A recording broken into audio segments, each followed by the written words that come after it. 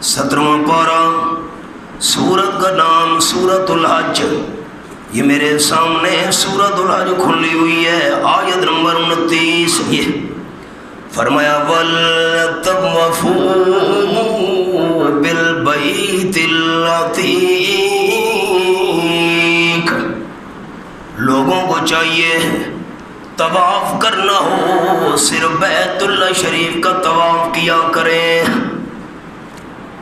جو ساتھی، جو دوست مجھے اونچا سنائے گا نا بیت اللہ، میں اس کے لیے دعا کروں گا اللہ اسے بار بار حج اور عمرے کی توفیق عطا کر دے۔ طواف کس گھر کا؟ نہیں، محبت سے، ایسے نہیں، طواف کس گھر کا؟ اچھا، یہ میرا مسئلہ ہے یا قرآن کا فیصلہ ہے؟ یہ حوالہ کھولا ہوا ہے۔ وَلْيَطَّوَّفُوا بِالْبَيْتِ الْعَتِيقِ۔ دین جھگڑے کا نام تو نہیں ہے، دین تو پیار محبت کا نام ہے، افہام و تفہیم کا نام ہے۔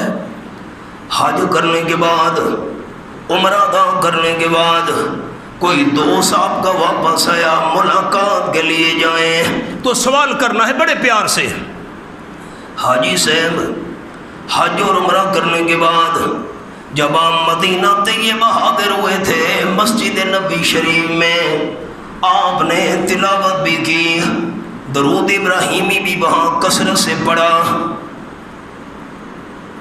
ریاض الجنہ کے اندر نوافل بھی ادا کیے، با جماعت نماز بھی پڑھی مسجد نبی میں۔ بھائی جان یہ بتائیے تاجدار دو عالم صلی اللہ علیہ وسلم کی قبر منور کے آپ نے کتنے طواف کیے تھے؟ یہ سوال ہے، ہر حاجی صاحب جواب دے، ہر مکتب فکر کا بندہ یہی نہیں بھائی جی، طواف تو میں مکہ مکرمہ میں صرف بیت اللہ شریف کے کرتا رہا ہوں۔ جھگڑا ختم۔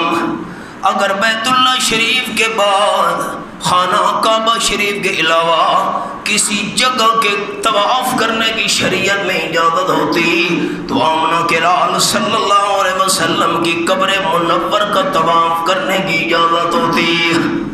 جب قرآن و سنت میں حبیب کبریاء صلی اللہ علیہ وسلم کی قبر منور کا طواف کرنے کی اجازت نہیں تو پاکستان کے درباروں کا طواف کیسے جائز ہو گیا؟ پھر دوست مجھے بیت اللہ سنا دے، میں آپ کے لیے دعا کروں گا۔ طواف صرف کس گھر کا؟ نہیں، محبت سے، طواف صرف کس گھر کا؟